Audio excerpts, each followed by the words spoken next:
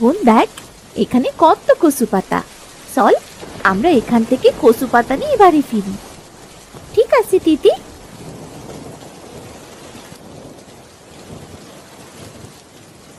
তোমরা এই বৃষ্টির মধ্যে জঙ্গলের ভেতর কেন এসেছো? দেখ বোন, কত সুন্দর টিয়া পাখি, কি মিষ্টি করে কথা বলছে। তুই সত্যি বলেছিস দিদি, আসলে টিয়া পাখি। আমরা এখানে কচু পাতা নিতে এসেছি।